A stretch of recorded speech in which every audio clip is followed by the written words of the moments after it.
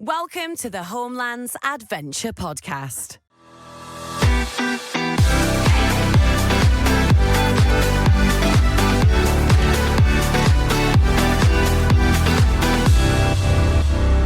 Storytelling inspired by adventure. Hello and welcome back to the Holmlands Adventure Podcast. I'm your host, Cameron Hall, and today I'm very excited to be speaking with Benjamin Alexander, a former international DJ turned professional ski racer who is aiming to become the first alpine skier to represent Jamaica at the Winter Olympic Games. Morning, Benjamin. Good morning, Cameron. Thank you very much for having me. It's an absolute pleasure to be able to speak to you today, and I'm really excited to get into the conversation because it sounds like you have quite a fascinating story. But first of all, let's just start off with, I believe you're in Jamaica at the moment at the start of a press tour. Yes, I have finally made it to Jamaica for my first time. I've been here for about a week now, and I'm still under quarantine. But I can say there are many worse places in the world to be stuck. For a quarantine period, I'm still able to access the beach and I'm able to access all the good local food. So yeah, you catch me on the north coast of Jamaica. We'll get into your story, but I suppose when you mentioned there it's your first time in Jamaica, maybe we can start with painting the picture. So where did you grow up, and what was your upbringing like? So I was born in Northamptonshire. It's about an hour north of London in the United Kingdom, to an English mother and a Jamaican father. My father was born on the west coast of Jamaica, and moved to England at the age of 5 in 1961. So my father was pretty much British to the core. You know, he spent most of his childhood in England and all of his adult life in England. And my upbringing, both of my parents drive for a living. My father drives a bus. He's a few years shy of retirement right now. My mother drives special needs children around for the local county council. And so I had a relatively standard working class affair upbringing. And as a result of that, never really had the chance to ski or be exposed to skiing at all at a younger age. No one in my family skied. And so, the reason we're on this podcast talking about skiing and potentially getting to the Olympics is something that came much later in life for me. And so as a kid, what sports are you into? So as you know, in England, it's all about football, and that's football with your feet, not soccer as the Americans call it. So I played football for my school, and that was really it. It's funny because I've spent a lot of time in the States over the last few years. And it's kind of hard to explain to an American that the difference between our main sport of football and our second sport of rugby would be like the difference between their top 5 sports combined and their 6th sport. So it was really just football for me as a kid. And when you were growing up, did you, while skiing came later, which we'll come on to, did you spend much time in the mountains, in that mountain environment? Did you participate in any winter sports? Obviously, you can play football throughout the winter, but any of those specific winter sports, had you already had maybe a little bit of a taste of, what was to come later? Absolutely none at all. I'd spent pretty much zero time in the mountains. And until very late in life, until my 30s, I had not had any experience of any winter sports. And it really just, it came really late to me in life. And in fact, I did the complete opposite. I left England in 2006 after graduating from university, with a one-way ticket to the beach. I basically followed my heart and decided that I wanted to live in Asia. I left the Western world behind. And so for the period of 2006 all the way through until about 2015-16, I spent most of my time in tropical climates, the complete opposite of the conditions that we need for winter sports. When you mentioned your father's Jamaican, was Jamaican culture part of your upbringing, or did you feel very sort of English when you were growing up? I was definitely raised as an English child. I had very few Caribbean, Jamaican influences. Obviously, my grandmother and my grandfather and all of that side of the family would cook Caribbean food, and those were my favorite meals of the week or of the month, depending on how often we got to see my grandmother. I had several Caribbean friends at college between the age of 16 and 18, shall we say. But really, it was very, very small, very, very small. For the most part, I was raised as a British child, as an English kid. And so when it came to escaping into the big wide world, as you say, after graduation in 2006, what was that plan? Was that the start of the DJing side of your life, or was that purely escaping the education system, going to travel the world, have some fun, go explore? And when did the music side of your career open up? Yeah, so it's interesting. The very same Caribbean people that I spoke about that were in my life in my college years when I was doing my A-levels from the age of 16 through 18 were the same people that got me into this form of underground music that was called garage music. I'm sure you'll remember Craig David and all of the big stars, the Artful Dodger and Miss Dynamite and all of those big stars of the late 90s, early 2000s. And so back then, this was 5, 6, 7 years before YouTube. The only way for us to get access to that music was to either go to nightclubs and hear it, and I wasn't of legal age to do that, or on pirate radio. In London, there were this huge swath of stations that were playing this underground music. And so, like myself, my parents had moved from London. My parents grew up in London. They'd moved to Northamptonshire to afford housing before I was born. And similarly, the majority of my other Caribbean friends that were in Northamptonshire had a similar background, that they originated in London and their family had kind of moved away from the city to afford housing. But we would all be in the car or on the train every other weekend or 3 times a month to visit family, uncles, aunties, cousins back in the city. And so what would happen is these guys would go to their various sectors of the city. My family was all from West London, Ealing, Acton, and Fulham. And they would go to other parts of the city and bring back cassettes where they'd recorded hours and hours and hours of content off of these illegal pirate radio stations. And the kind of mindset that I have is that when I get into something, I kind of just go down the rabbit hole.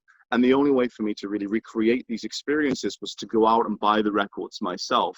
Fortunately, we had a few substantial record shops in Northamptonshire, so I could get hold of the records. I bought turntables. This would have been in the start of the year 2000, February 2000. And that's where my music career started. And so when it came to traveling, was it a working travel, or when did it become professional career for you? Because it sounds like in between starting, you had gone to university as well and you were studying. Was it a paid kind of job and a career that you sought out at this and in conjunction with your studies, or was it something that followed? I never traveled much as a child with my family. As I said, come from a kind of humble backgrounds. We never traveled far. I remember a couple of trips to Spain or France by coach. It's funny to say that the first time I ever flew was at the age of 19. I'd never been on a plane until the age of 19. But yet here I sit in Jamaica, my 63rd country. So I've obviously done a lot of catching up. Well, the reason I left England, left the Western world was not because of the DJing. It's because of something that I saw when I went out to Asia in 2005. A friend of mine had twisted my arm and convinced me that I'd have to come and see Thailand. We spent a month out there. And after this month, for the first time in my life, I felt this feeling of homesickness. And I'd never had that feeling for my actual home in Northamptonshire. I'd always been the one that was wanting to get away. And so it was kind of like a little thread that I started to pull at. I still had a year of university to complete. I went back into university for my final year. When Christmas rolled around in 2005, we went back to Thailand again for another month. And it was there and then that I decided that as soon as I'd finished university, I would go back to Thailand and see what life was like out there. And the real reason for that was I went to one of the poorest parts of the world, but experienced some of the most amazing weather, some of the most incredible food. Thailand is known as the land of smiles. Everyone was happy. And when I returned back to London, I saw some of the most affluent people in the world sitting on the tube every morning just looking miserable. And something just clicked in my head that there was this disparity between the two. And I wanted to, as I said, pull at that thread a little further and see what life would be like in Asia. And so it's kind of a funny story in that 3 days after my last exam, I graduated from electrical and electronic engineering at UCL. I basically jumped on a plane, one-way ticket to Thailand, with about £250 in my pocket, no work visa, no work setup, no accommodation plans. And I just thought I would see what would happen. Worst case scenarios, I've just come back to England with my tail between my legs. And then in the end, I ended up spending the better part of a decade in Asia. I worked several jobs. I moved to Hong Kong after a few years. I worked in finance out there. I also did some modeling. And it was around about 2009, 2010 that the hobby of DJing was starting to put enough money into my pocket. Basically spent the better part of the last decade on the road as an international DJ, having performed in over 30 countries, having performed at Burning Man for the last decade, almost every year, and just had like a great experience and a wild ride with it. And what was your sound? What kind of DJ were you? Because you mentioned garage earlier on, which is very much a prominent scene in those early 2000 years in the UK. Yeah. But it was presumably the playlist sort of changed and developed somewhat by the time it became something that you would take and travel to. Yeah. Absolutely. Although you'll hear certain garage beats back on the radio these days, and I'm very shocked when I go back to England on occasion that I do hear it on the radio and it's being used in commercials and whatnot. The main era of garage was really that 99 through to, shall we say, 2003, 2004. That was really its moment in the sun. So when I was DJing in Asia, it was really more house music. And as I collected more and more records and as I performed in more and more places around the world, my sound became more and more refined. So you have the kind of the overarching subgenre or the genre of house, and then that kind of funnels down to, is it like deep house and elements of techno. I spent 5 summers in Ibiza. I had a residency out there. I had a radio show out there. And so all of the places around the world started to kind of define my sound. And so deep house and techno, somewhere in that realm is the genre of music that I was predominantly playing around the world. You mentioned, say, a place like Burning Man and in Ibiza, and how all very, very kind of warm places. How do you get to the point of the music and the skiing meeting to set you on to the path that you're currently on now? Yeah. So in 2015, one of my dear friends, Tom, invited me out to a heli ski trip for Christmas at a lodge called Jamaica. It's one of the best heli ski lodges in the world. It's in British Columbia. Unlike a lot of the other heli ski lodges, this is a 5-star resort, on top of having 5-star powder and amazing snow. And what Tom had decided to do is put together this trip with about 30 of our friends from Burning Man, and we would stay at the lodge through Christmas. And so when he invited me, this would have been, call it October or maybe September of that year, I replied, Tom, I've never skied before in my life. What business do I have coming to a heli ski lodge? And Tom said, look, the accommodation is incredible. What we plan to do is set up DJ equipment. It's going to be all of our close friends and family from our Burning Man camp. And there are going to be about a half a dozen, 8, 9 of you guys that are the house cats that are just not skiing because you don't have the ability to, or you don't have the ability to at this level. You should come. And so me being me, I told Tom, well, look, I'm DJing in Lebanon next month, and I have to get to Lebanon via Dubai, and Dubai has an indoor ski hill. I'm going to go and learn how to ski, and I'll come and heli ski with you. And he kind of laughed at me like, you don't do that. As you're smiling right now, you can't go and learn how to ski powder by skiing 2 hours on an indoor slope. And so super long story short, I did not ski on that trip, but I had the most amazing time of my life out there partying with the guys. We flew in DJ equipment, as I said. And it then clicked that I'm having the time of my life in this incredible heli ski resort. I've never been in the mountains with this much snow, this much powder. I've never seen this, experienced this before.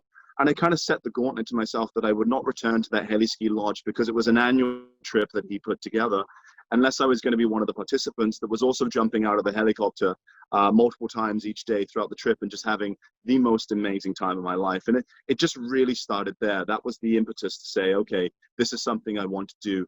Up until that point, I'd really resisted all of the sports that require carrying a lot of equipment around because I would famously travel the world with just one pair of jeans and maybe 5 or 6 different t-shirts, and that would just be my uniform. I would always just be carry on, and I would keep my life as lo-fi and as simple as possible.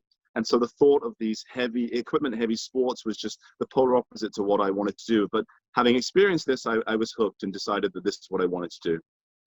The experience of being in the lodge and wanting to, be part of the outdoor crowd and be in the mountains and be skiing, but there's quite a big step to then put yourself into the position where you're now proactively campaigning to compete and represent Jamaica on the world's biggest stage at the Olympic Games. Yeah. What is it that put you in that direction, as opposed to thinking, well, you could just enjoy a powder skiing holiday, you could just enjoy a resort skiing holiday, you could just enjoy the sport as a leisurely activity? Where did that competitive aspect come in? Right. So I think you're being a little polite in saying that skiing for the first time being exposed to skiing for the first time in the end of 2015 and now here in 2020 trying to get to the Olympics is a big jump. It's more than a jump. It's a cosmic jump. 2018 was really the year. So between getting to see heli skiing in 2015 and actually getting on skis and whatnot, I managed to get back to that heli ski resort for Christmas of 2017, and my 9th day of skiing ever was heli skiing. So just to kind of give an example as to how I try to accelerate things and get things done quickly and like really push to achieve my goals. I don't think there are many people in the world that can say that their 9th day of skiing was heli skiing. But 2018 was really the kind of the pivotal year. In 2018, a friend of mine, Tyler, had set up an event called Send It. It's a group of tech entrepreneurs that get together on the mountain of Revelstoke, also in British Columbia. They also bring in about half a dozen ski pros, and it's a big ski trip. And so I spent a week on the mountain with the guys there. That was my first consistent body of skiing, which was then followed up immediately with flying to South Korea to get to the Winter Olympics as a spectator. My first ever time being at any Olympics of any sort. And I noticed that my father's nationality or nation was massively underrepresented. Jamaica only had 3 athletes at the time. The following month, I went to Niseko and skied 5 mountains. And then 3 months after that, I had a tour of South America and ended up skiing both sides of Patagonia and skied about 12 mountains on both Chile and Argentina. And so that year was really the moment where it's like, there's a potential to do something here. Then if we fast forward to the start of 2019, the event I just mentioned in Revelstoke was having its 2nd year, and myself and a couple of friends decided that we would spend a whole month out there. And I went into this trip with the game plan of, if I can survive a month of skiing without killing myself, I like to go fast. So injury was obviously a big factor. And if I can get the validation from some of the professional skiers that are going to be at this trip that this is an idea worth chasing, then I'll kind of turn on the afterburners and do it. So in the end, I extended and skied 37 days in Revelstoke, during the course of which I got to ski with former US national skier Gordon Gray. And we skied together on our 5th day. And I told Gordon about this crazy idea of, hey, I'm potentially considering skiing for Jamaica at the next Winter Olympics 3 years out from now. What are your thoughts on this? And so we skied for the day. And at the end of the day, Gordon said to me quite bluntly, he said, look, your technique is absolutely atrocious. It's terrible, but that is to be expected. You've just started skiing a couple of years ago. You've had a couple of lessons. This is what, day 20 on snow for you, day 25? Of course, your technique is terrible. He says, the one thing that I fail to understand is how the hell you're keeping up with me. You're absolutely fearless. And he said, in skiing, and especially in ski racing, if you have the fear, it doesn't matter how good your technique is, you're never going to get anywhere. But if you're fearless, we can teach you the technique, and actually we have more than half the battle won. So it was Gordon Gray who was quite instrumental in really helping me understand the system, understanding the fist points, understanding what I needed to do to compete. And it's just been, it's just been full on since then. In those 37 days in Revelstoke, I skied 1.7 million vertical feet. I left the mountain holding the mountain record for the most amount of vertical feet skied in one day, which is 103,000 feet. This season, I've skied 181 days, despite the chairlift shutting early due to the pandemic. And that's just the way that I approach these problems. I like to brute force them, and I throw time and effort and dedication at things. And so now I'm at a point where I feel very confident that if we can get back on snow, and if we can have a somewhat relatively normal, and it doesn't have to be completely normal, but as long as there are some races to which I can attend and reduce my fist points in this coming season, I feel very confident that the only thing that could stop me from qualifying right now would be a serious injury. And can you take us back within all of this happening? Was there a specific moment where that idea of representing Jamaica came into your mind specifically? What was it that inspired you to take that route? Because you know you're speaking, we're having this conversation now, and you're in Jamaica for the first time. And you mentioned you know brought up you know a very English middle class family. Totally. Where did this idea of representing your dad's country of birth become a thought in your mind? Yeah. So the interesting thing is when you are a mixed race person, and as I said, half Jamaican, half English. When you are in a group of Black people, you are the white person because you are the whitest person there. And when you are in a group of white people, you are the Black person because you are the blackest person there.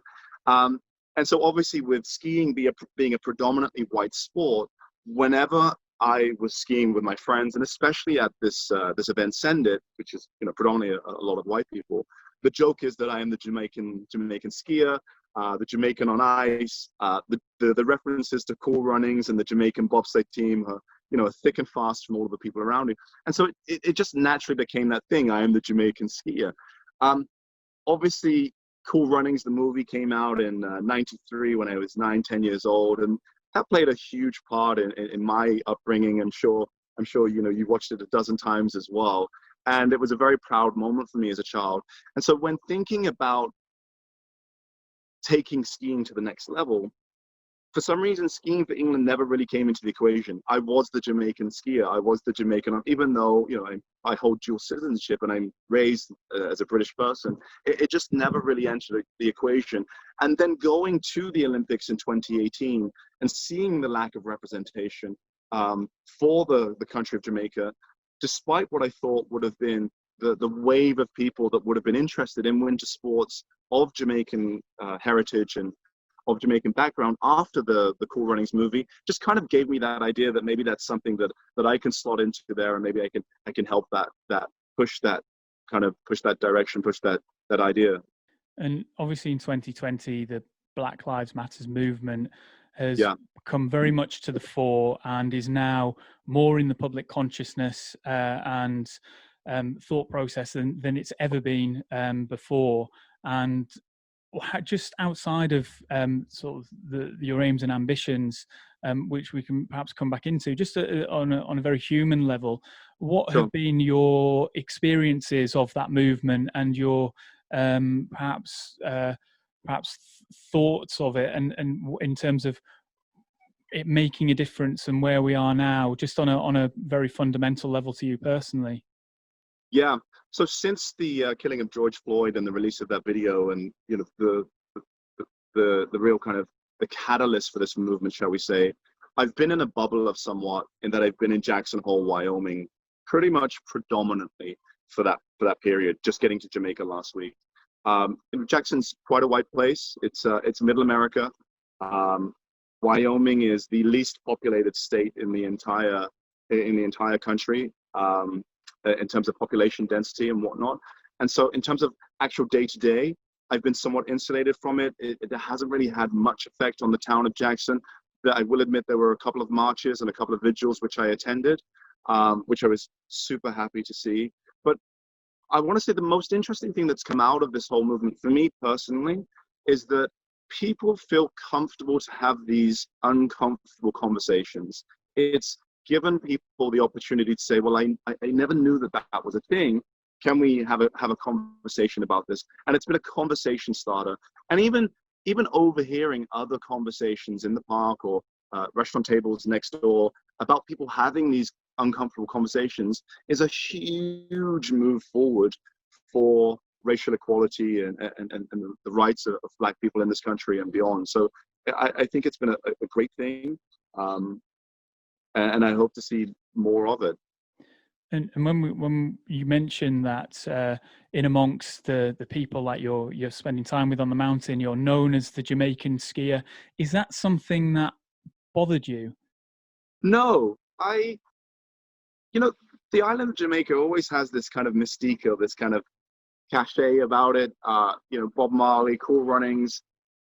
I never saw it as a slur. I always, through my upbringing, even though I'd never been here, I'd never been to Jamaica, I was very proud of being Jamaican. I think for the most part, all of the cultural references that come from the country are very cool. The island has had so much influence on music and culture and art.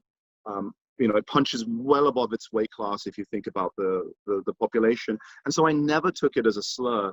And to be quite frank, it was just a joke. And actually just the joke of the Jamaican skier was the thing that kind of kept ringing in my ears to make me dig deeper about, well, what would it take to actually be the Jamaican skier, the first Jamaican alpine skier? And yeah, no, I just kind of ran with it. Since you declared, your ambitions, and you've set yourself on the path to try and accrue the right number of FIS points to be able to qualify and hopefully make it into that. I say make it into the 2022 squad, but presumably you are the squad.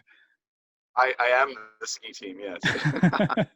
So to be that representative, have you encountered any negativity? Have you encountered any abuse from people in setting out your ambitions?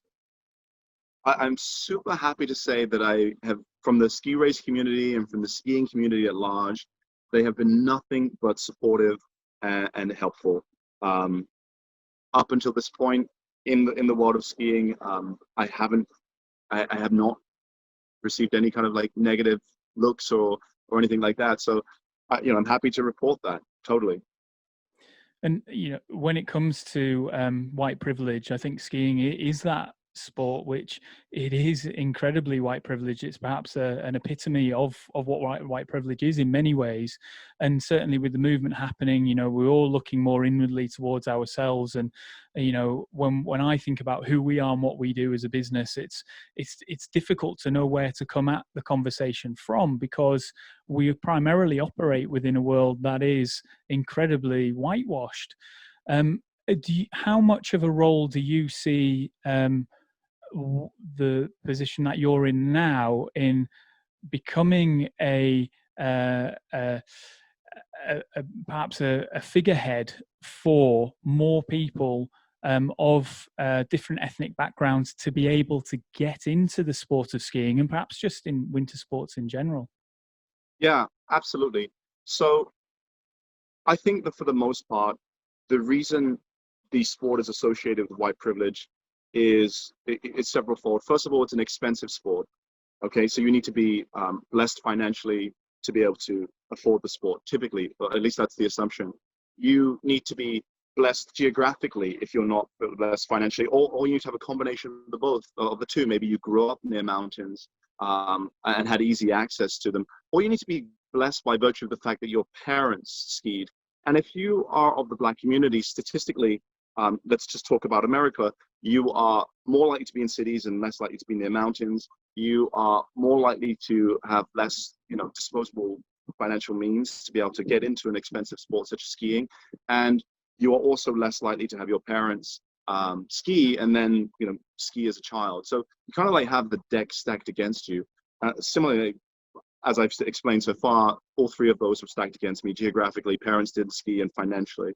And so what I would like this bid to be, not only for my own fun and joy of getting to the Olympics, but I'd also happily like to be that figurehead or the poster child for people that thought that they don't belong in the sport by virtue of their race, or people that feel like they don't belong in the sport by virtue of the fact that they didn't do it before they were 20 or 30 or 40.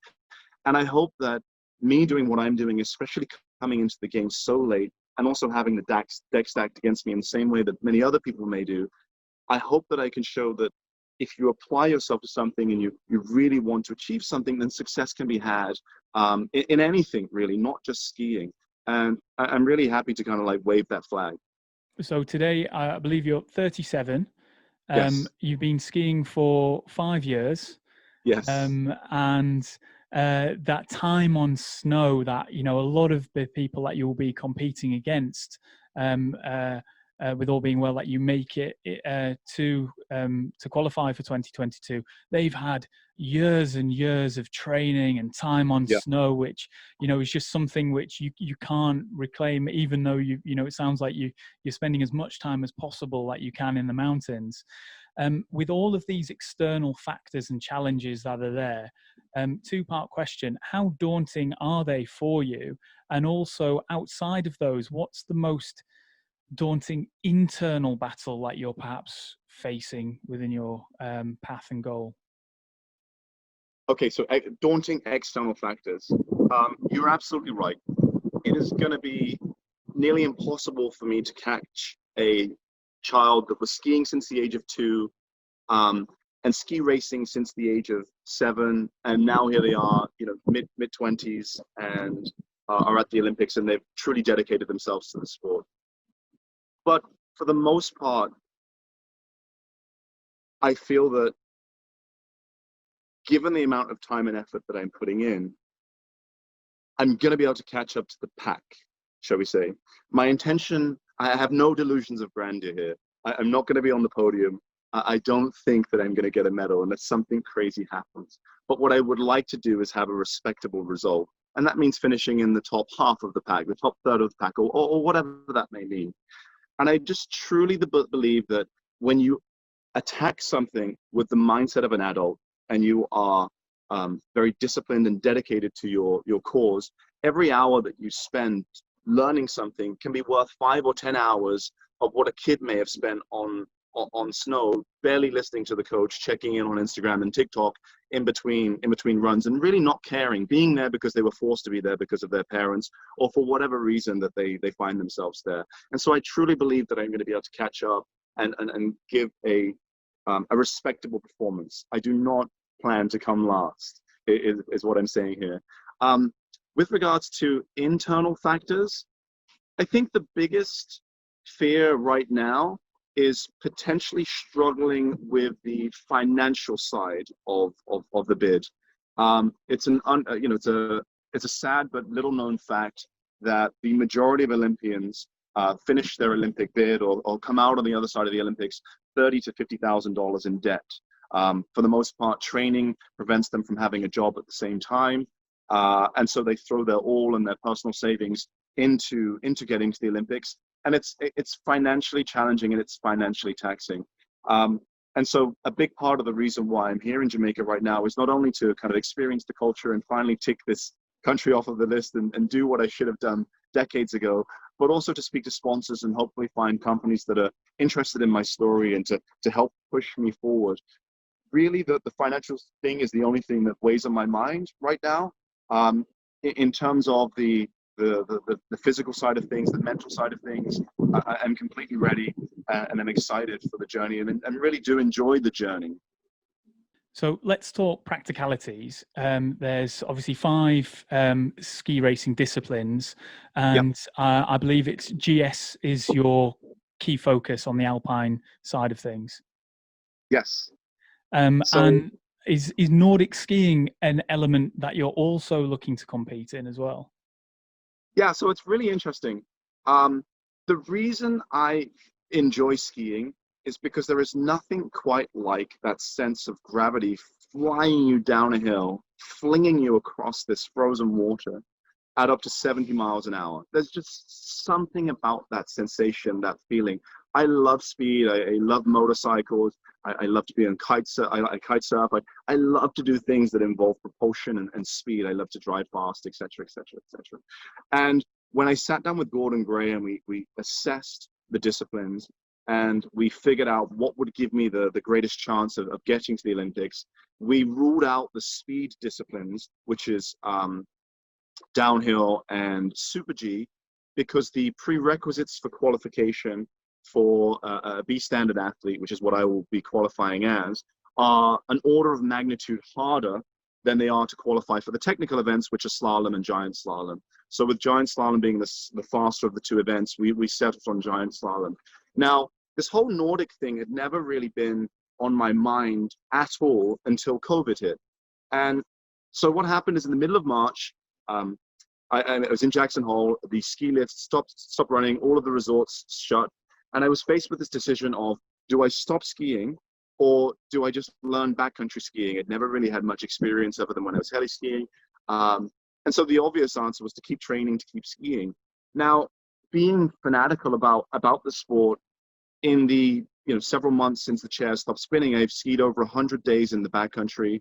I've climbed almost 300,000 vertical feet, which is the sum total of 10 Mount Everests, just trying to get to snow and keep skiing. And as a result of that, my cardio, my fitness, and my endurance has just gone through the roof. So the silver lining of the chairlift shutting and COVID hitting Jackson and interrupting my ski season was incredible fitness. Now, the reason I've started to think about Nordic cross-country skiing is almost like a hedge. Firstly, because I now have the endurance and fitness to do the sport.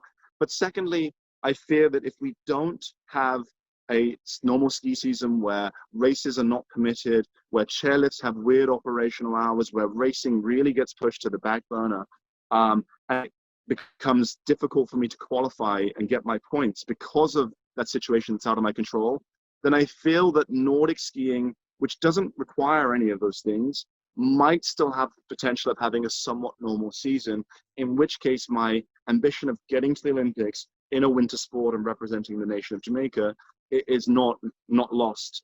I'll still have that as a backup plan. And from the coaching perspective, you talk about GS, it's a very, very technical discipline. And with the time that, the catch up in a way that, from the stamina and the fitness that you're putting in the backcountry, it's a very different type of skiing in the backcountry to what it is when you're skiing on a GS course. So are you getting help on the coaching side of things at this point in time? And how are you managing between the technical differences that both of those disciplines, which vary in quite an extreme way, how are you balancing between those so you don't necessarily go, whilst you're hedging your bets, too far in a direction that might take you away or hinder your chances in perhaps either side of in either discipline? Yeah, absolutely. So I'll answer that backwards. I'd like to clarify that the Nordic skiing is there as an encatchment just in case we can't have a normal race season, and that I'm still able to get to the Olympics and represent the country. I don't want to kind of muddy the waters and make it seem like I'm training for both of them in tandem, and as you rightly kind of point to, maybe taking some time away from GS to try and be the jack of both trades as opposed to just focusing on one. So the primary focus is giant slalom. But if COVID prevents us from having a proper race schedule, and if the ability to get down to the required points is removed from me from an external factor, then Nordic is something that I will fall back to. With regards to the technical side of things, yeah, you're absolutely right.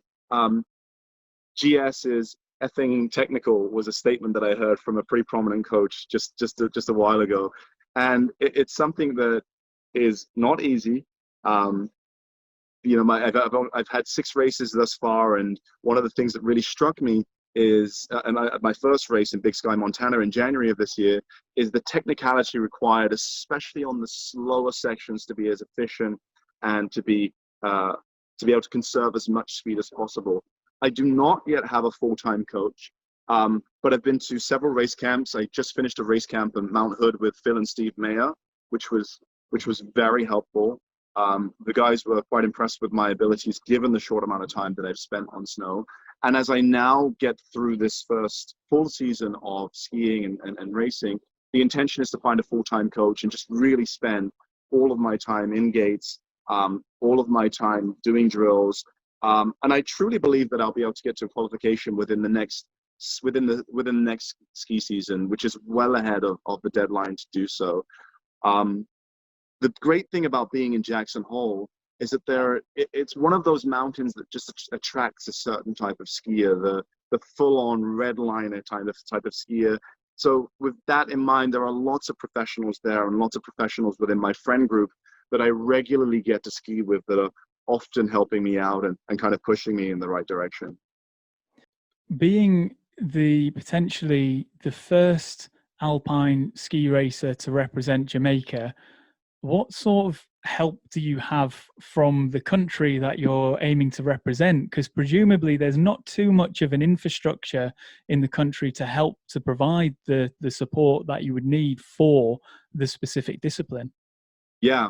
So I'd like to give a shout out to Errol Kerr, who is actually a US Jamaican based out of Tahoe. He was the first Jamaican skier to get to the Olympics, but he competed in freestyle. So he was the first in ski cross. So he was the first freestyle skier, the first skier for Jamaica. And luckily, because of him, well, not because of him, but partially because of him, we already have a ski federation here in Jamaica, believe it or not. It's a fun story. I'll give you the short and form. But a guy by the name of Richard Salm, who's setting up this whole trip for me here in Jamaica, used to race for England. He's an English guy in the 60s. He blew out his knee. He wanted to continue training in the off season after he had recuperated and recovered. And so he went to the Southern Hemisphere, but on his way to the Southern Hemisphere, he stopped off in Jamaica just casually for a trip. He had a bit of time before the ski season started. Super long story short, Richard graduated, ended up working in finance, had 2.4 children, the wife, etc., etc. And after a certain period of time, decided that there had to be more to life than, you know, his banker existence in London. He sold everything. He moved to Jamaica as a result of that, you know, small trip that he'd had in his younger years, and ended up separating from his first wife, having a second wife with a Jamaican wife, and a half Jamaican child.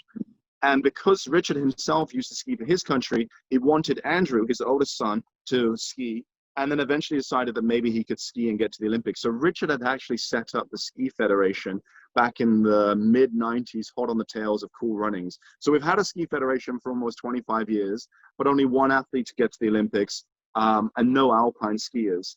Now, I'm having a meeting with the president of the Jamaican Olympic Association, Christopher Samuda, on Monday.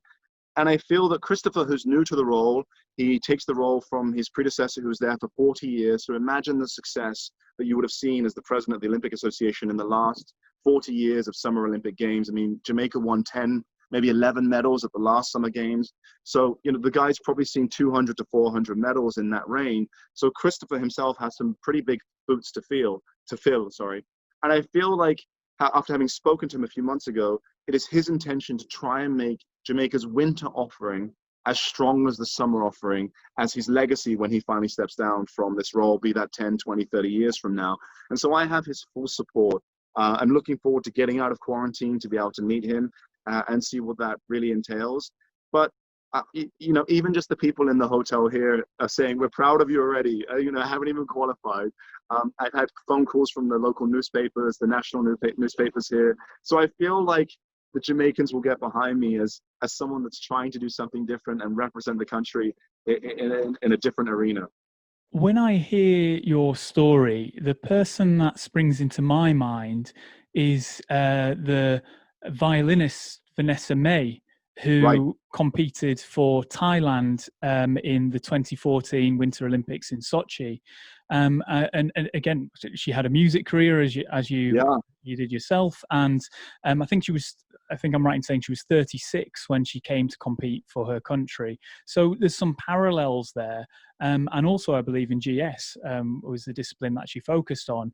I wonder if she is somebody that you've looked to or potentially reached out to for some advice and some support. I know of the name Vanessa May very well. She was a superstar when we were in our teenage years. I presume we're similar age. I did not know that she competed in 2014 games in Russia. So no, I hadn't heard that story. That's great. I'll definitely do my research afterwards. Yeah, for sure. Well, I'll send you a follow-up link. But yeah, certainly he was somebody who, very similar path, I think, to what you're taking. But outside of that, who are the people that you're perhaps calling or looking to for inspiration and taking inspiration from, perhaps from within the discipline and maybe some people from outside of it too? Yeah, so my story is so unique and so interesting that I've had an outpouring of help from people in the industry. So if I rewind the clock back to 2019, where I really didn't know what a fist point was or how one would go about kind of collecting or earning, you know, I didn't even know the nomenclature back then. I went onto an online forum on Reddit, r-ski, and I said, how would one go about getting 140 fist points? Back then it was 140, now it's 160. They've changed the numbers around. And the internet being as it is, you have all of the stupid answers and, you know, the things that you just press delete on. But one guy, a guy called Mike Schneider out of Canada, he said, you know what, I teach U16 kids, and a lot of my U16 kids, when they graduate and move on to the next age bracket, they're already about that level. I'm the exact guy you need to speak to. Give me a few more details and I'll help you out. So I gave him a few more details. He then proceeded to literally write me a dissertation on absolutely everything I should do to get me from zero, I won't say to hero, but from zero to Olympian. And, you know, there have been many people along the way that have just given me so much assistance and so much help because they like the story. And so a lot of people have, like, you know, been so fortunate that a lot of people have bent over backwards to assist me with gear. Steve Nyman, current US downhiller, has a care package waiting for me with a race suit and a couple of pairs of skis, I hope. And just a bunch of people are attracted to the story, are inspired and motivated by the story themselves, that they're willing to offer help and are willing to go out of their way to see that I succeed. And as I said before, there are lots of ski pros in Jackson. Lindsay Dyer, former female freestyle skier, is a good friend. And she's been completely nothing other than completely helpful with regards to helping me understand the world of sponsorship, helping me with technique, and many other people that come through Jackson have just been kind of attracted to the story. And so it's been, you know, I've been humbled by the amount of help and support that I've gotten. So is there anybody specifically that you're getting some advice and some guidance from, Benjamin? Yes, I was fortunate enough to be connected with Dudley Tao Stokes, who is the pilot of the original 1988 Jamaican bobsleigh team. Obviously the inspiration for the movie Cool Runnings. Him and I have a weekly call. We predominantly speak about sports psychology, sports nutrition. He's given me several books to go away and read as homework. And what's interesting is, I don't think it can be understated how pivotal that movie was in so many people's lives that may not have been Jamaican, but just to get them into winter sports. And if there's ever a movie made about what I'm doing or anything as an offshoot from that, I just hope that it can be as inspirational for the next generation of people to get into winter sports and to do something that they might not have considered that they were able to do. What's the best bit of sage advice that he's given you to date? You know, Dudley really is focused on the sports psychology side of things. He told me to buy a book called Peak Performance. I forget the author's name, I apologize, but we can find that afterwards. And just, it really talks about the power of visualizing what it is that you are setting out to do. The book was written in the 70s, I believe, but it's, you know, way ahead of its time. A lot of techniques that people are using kind of in a meditation type form these days, or, you know, just having the ability to, before you undertake the action, sit there and go through this, go through the motions, feel what every sensation would be on the skis and what it is that you're trying to achieve before you set out to go and try and do this thing in real life. And so that's been something that I've been working on. Unfortunately, Dudley and I got speaking during the kind of COVID moment. And it's probably because of Corona and the fact that he had time to speak to me that we were able to build this connection. But I'm really looking forward to the next opportunity. I have some, you know, sustained time on the snow to really work on these things that we've been working on together. So as we talk now in the summer of 2020, what are the key steps from this point forward that you need to take to be able to get to that point of being able to qualify to compete at the Winter Olympics in Beijing? Yeah, absolutely. So as I said about, you know, the internal daunting fears, first step is figuring out some of the finance stuff. And there are ways to do this on a shoestring budget. And there are ways to do this as if you were, you know, a national Olympian representing a legitimate threat to the podium, shall we say. And I hope to be somewhere in the middle there with regards to how much it'll cost and how much I can raise to do that. The next step, I plan to go to Switzerland for all of September and maybe the first week or so of October to have an intense race camp. And then I will be back in Jackson Hole as of Thanksgiving, approximately the end of November, to ski there for the entire winter. Now, the plan that Mike Schneider, the Canadian coach, put out for me, or put forward, was the year 2019 or the season 2019-2020 would be about getting as much time on snow, as much time in gates, and as much time doing drills as possible, and not to worry so much about the races. His plan was for us to do maybe 8 to 10 races. I had 12 races booked, but only got to 6 because of the shortened season. But really just use those races to understand the system and to make all of the mistakes that I'm likely to make at some point, but better to make them when it doesn't matter than for it to happen later on in my career. So I did that, and I made all of those mistakes. Now here in the 2020-2021 season, the intention is to hit about 24 races, and preferably to do most of those, in a short flight or driving distance from Jackson to try to keep costs down. And I truly believe that if I can get to 12 of those races by the end of March, I believe that I'll be down to or very close to 160 FIS points from there. Everything beyond that moment in terms of training, continuing to race, it is completely dependent upon how much money I can raise. And that in of itself will be kind of indicative of how competitive I can be when I actually get to the Olympics. But the only prerequisite for qualification is 160 FIS points and the support of your National Olympic Committee and your National Ski Federation, the latter two of which I have. Looking ahead to 2 years from now, you've competed at the Games. What does that look like to you? What is success for you? What do you want to be? What do you want those memories to be, and what do you want them to look like? Yeah, I think what I'm trying to put forward here is the can-do mentality. I'd like to get to the other side of the Games having a respectable result, as I said, and to be inspiring for others that may not have considered to pick up something, whether it was a sport or whether it was skiing or whatever it may be. And then from there, we'll see where it goes. Does it mean that maybe I try to compete in another Games? I'd be 43 at that point. I'm not sure. I'm not sure if my body would take another 4 years of pounding into my 40s going down these slopes. Does that mean I do speaking engagements to hopefully inspire and motivate other people to get into the sport?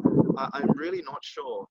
My mind is completely focused on getting to the Games and putting in a respectable result right now. Linking it back to a couple of the points that you mentioned there. So your music career and sort of Cool Runnings as well.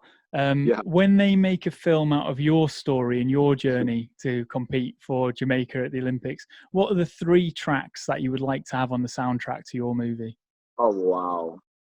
No, I'm a big fan of kind of happy music. I love Lionel Richie. I love Michael Jackson's work. There would obviously have to be some Jamaican music on there as well. But fun fact, Hans Zimmer of movie soundtrack fame that did all of the biggest movies, Interstellar, Inception, etc., actually did the soundtrack for Cool Runnings. Not many people know that. That's a very cool anecdote. Yeah, absolutely. Yeah. So maybe he can be the composer for your own personal story. I would happily give Hans Zimmer the keys to put together what the soundtrack of that movie would look like. And for people that obviously you've got a fascinating story, Benjamin, and absolutely wish you every success in moving forward to execute it, which it sounds like you're very determined, and I'm sure that you'll make it. But for people that would like to learn more about your journey and follow you along as it progresses and continues, where can they find you? Yeah, absolutely. My Instagram is benji.ski, benji.ski.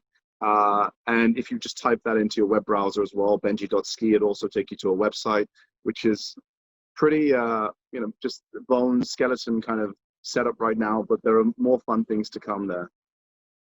Well, the very best of luck with everything. We'll be glued to see how your journey progresses. And I hope it's not too long before you're able to get back out on the slopes again, and we're all able to get back out and enjoy the mountains this next coming winter. Absolutely. Me too. Thank you. Thank you for having me. It's been a pleasure.